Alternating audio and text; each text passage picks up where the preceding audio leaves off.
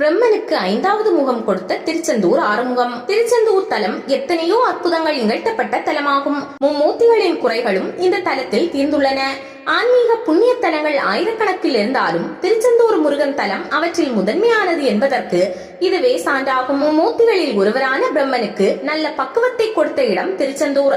பிரம்மன் தனது 5வது தலையை இழந்து வருந்திய போது அதற்கு நிவாரணம் கிடைத்த இடமும் திருச்செந்தூர் தான். அதன் பின்னணியில் உள்ள வரலாற்றை தெரிந்து கொண்டால் திருச்செந்தூரின் தல சிறப்பு உங்களுக்கு புரியும். பிரம்மாவுக்கும் திருமாலிற்கும் தங்களில் யார் பெரியவர் என்ற போட்டி உண்டானது. வேதமும் பிரணவமும் சிவனே, இருவரிலும் உயர்வானவர் என்று கூறிய பின்னும் இருவரின் சண்டையும் தொடர்ந்தது. இதை தேவர்கள் மூலம் அறிந்த சிவபெருமான் லிங்கோத்பவராக காட்சி தந்தார். அதனை கண்ட திருமால் தன்னை விட சிவபெருமான் தான் பெரியவர் என்று அமைதியானார். ஆனால் பிரம்மா அதை ஏற்காமல் இன்னும் செருக்குடன் இருந்தார். சிவனுக்கு 5 முகங்கள் இருப்பது போலவே தமக்கும் 5 முகங்கள் இருப்பதால் நானே பெரியவன் என்ற அகந்தை பிரம்மாவுக்கு உண்டானது. பிரம்மாவுக்கு ஆரம்பத்தில் 5 தலைகள் இருந்தது. பிரம்மனது அகந்தையை போக்க எண்ணிய சிவபெருமான் பைரவராக மாறி அவருடைய தலைகளில் ஒன்றை கொய்தார். இதனால் பிரம்மா 4 முகத்துடன் நான்முகன் என்று பெயர் பெற்றார். பிரம்மாவின் ஆணவமும் அழிந்தது. ஆணவம் இருந்த பிரம்மாவின் தலைகளில் ஒன்றினை கொய்த சிவபெருமானின் திருவுருவம் பிரம்ம சிரசேத மூர்த்தி என்று அழைக்கப்படுகிறது. சிவபெருமானின் இந்த பேராற்றலை திருஞான சம்பந்தரும் அப்பரும் சுந்தரரும் தேவாரங்களில் போற்றி புகழ்ந்து பாடியுள்ளனர். திருஞான சம்பந்தர் சிவபெருமானின் 8 வீர செயல்களில் இதுவும் ஒன்று என்று பாடியதோடு இவ்வீர செயலை பற்றி தேவாரங்களில் 29 இடங்களில் சிறப்பாக பாடியுள்ளார்.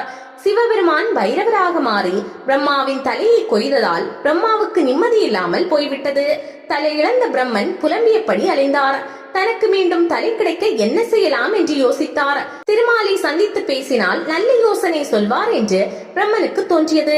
உடனடியாக திருமாலை சந்தித்து தனது தலை பறிபோனதை பற்றி மிகவும் வருத்தத்துடன் தெரிவித்தார். அதற்கு திருமால் ஆறுதல் கூறினார். சிவபெருமான் மூலம் இழந்த தலையை அவரது மகன் ஆறுமுகன் மூலம் பெற்றுவிட முடியும் என்று பிரம்மனுக்கு நம்பிக்கை ஊட்டினார். இதை கேட்ட பிரம்மன் முருகனின் அருளை பெற தான் என்ன செய்ய வேண்டும் என்று கேள்வி எழுப்பினார். அதற்கு திருமால் முருகனை உரிய மந்திரத்தை சொல்லி வழிபட்டால் கைமேல் பலன் கிடைக்கும். திருச்செந்தூருக்கு சென்று நான் சொல்லும் முருகனின் மந்திரத்தை தினமும் சொல்லி தவம் செய், உனது 5வது தலை நிச்சயமாக கிடைக்கும் என்றார். முருகனுக்குரிய மந்திரத்தையும் பிரம்மனுக்கு திருமால் சொல்லிக் கொடுத்தார். அதை ஏற்று பிரம்மன் திருச்செந்தூருக்கு வந்தார். முருகனை மனதார வழிபட்டு மந்திரத்தை உச்சரிக்க தொடங்கினார். முருகப்பெருமானுக்கு என்று பல மந்திரங்கள் இருக்கின்றன.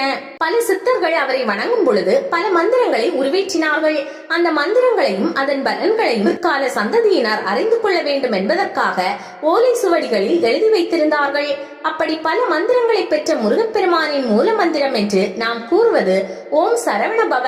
இந்த மந்திரத்தை முறையாக கூறினால் இந்த பிறவி மட்டுமல்லாமல் நம்முடைய 7 பிறவிகளுக்கும் அதை தாண்டி இறைவனின் திருவடியை அடைவதற்கும் உதவி புரியும். சரவண பவ இந்த மந்திரத்தை உச்சரித்தால் சர்வமும் வசமாகும். ரவண பவச இந்த மந்திரத்தை உச்சரித்தால் நம் வாழ்க்கைக்கு தேவையான அனைத்து பொருளும் நம்மை வந்து சேரும். வனப வசர இந்த மந்திரத்தை உச்சரித்தால் நமக்கு தெரிந்த எதிரிகள் மற்றும் மறைமுகமாக நமக்கு இருக்கும் எதிரிகள் என்று அனைத்து வகையான எதிரிகளையும் நம்மால் வெல்ல முடியும். நபவ சரவ இந்த மந்திரத்தை உச்சரித்தால் நமக்கு இருக்கக்கூடிய எப்பேற்பட்ட நோயாக இருந்தாலும் அந்த நோய்கள் அகன்றுவிடும். பவச ரவண இந்த மந்திரத்தை உச்சரித்தால் நாம் செய்யும் தொழிலில் நமக்கு சிறந்த ஞானத்தை முருகப்பெருமான் அருள்வார். வசர வனப இந்த மந்திரத்தை உச்சரித்தால் நமக்கு முக்தி நிச்சயம் கிடைக்கும். இந்த மந்திரத்தை தினமும் குறைந்தது 6 முறை உச்சரிக்க வேண்டும். இவ்வாறு உச்சரிப்பதற்கு முன்பாக விநாயக பெருமானை வழிபட வேண்டும். பிறகு குரு தட்சணையாக 1 ரூபாயை முருகப்பெருமானுக்கு அல்லது விநாயக பெருமானுக்கு எடுத்து வைத்துவிட்டு இந்த மந்திரத்தை கூற வேண்டும். இவ்வாறு கூறும் பொழுது அந்த மந்திரத்திற்குரிய பலனை மட்டும் நாம் பெறாமல் முருகப்பெருமானின் அருளையும் பெற்று பிறவா நிலையை அடைவோம் என்பது சித்தர்களின் வாக்கு. முருகனை வழிபட அதிகாலை 4:30 மணி முதல் 6 மணி வரையிலான பிரம்மமூர்த்தமாகிய பொழுதிலே எழுந்து ஒரு நெய் தீபமோ அல்லது நல்லெண்ணெய் தீபமோ ஏற்றி தீபத்தின் முன் அமர்ந்து ஓம் முருகா என்றோ ஓம் சரவண பவ என்றோ ஓம் முருகப்பெருமான் திருவடிகள் போற்றி என்றோ ஓம் சரவண ஜோதியே நமோ நம என்றோ முருகப்பெருமானின் நாமங்களை மனமுருகி சொல்லி பூஜித்திட வேண்டும். வாழ்வில் ஒரு முறையேனும் இப்படிப்பட்ட புனிதமான வழிபாடாகிய ஜோதி வழிபாட்டினை ஒருவன் செய்து வருவானேயானால் அவன் செய்த அந்த ஒருவேளை ஜோதி வழிபாட்டின் பலன் என்னவெனில் கடுமையான விரதம் இருந்து 100 ஆண்டு தவம் செய்ததற்கு ஒப்பான தவ பயனை பெறுவார்கள் என்பது உண்மையாகும். ஏனெனில் வேறெந்த விதமான விரத முறை வழிபாட்டிலும் வெளிப்பட முடியாத முருகப்பெருமான் அருள் ஜோதி வழிபாட்டில் அவர்கள் ஏற்றும் ஜோதியில் உடனே தோன்றி அருள் செய்வதனாலேயே ஜோதி வழிபாடு உடனடியாக முருகனது ஆசிகளை பெற்று தர வல்லமை மிக்கதான வழிபாடாகும். முருகப்பெருமானை முறைப்படி வழிபடுபவர்களுக்கு நீண்ட நாட்களாக இருக்கும் நோய்கள் நீங்கும், எதிரிகள் தொல்லைகளை நீக்கும், மேலும் எதிரிகள் உருவாகாமலும் தடுக்கும், துஷ்ட சக்திகளின் பாதிப்பிலிருந்து காக்கப்படுகிறார்கள், திடீர் ஆபத்துக்கள் ஏற்படாமல் காக்கும், நினைத்த காரியங்கள் அனைத்தும் வெற்றி பெறும், நீண்ட நாள் விருப்பங்கள் நிறைவேறும், சொந்த வீடு நிலம் வாங்கும் யோகம் உண்டாகும், கணவன் மனைவி கருத்து வேறுபாடு நீங்கும், குடும்ப பிரச்சனைகள் விரைவில் தீரும், குழந்தை பாக்கியம் இல்லாதவர்களுக்கு குழந்தை பேறு கிட்டும், நீண்ட நாட்களாக திருமணமாகாதவர்களுக்கு திருமணம் நடைபெறும், வேலை தேடி அலைபவர்களுக்கு தங்களுக்கு ஏற்ற நல்ல வேலை கிடைக்கும், தொழில் வியாபாரங்கள் சிறக்கும், லாபங்கள் பெருகும்.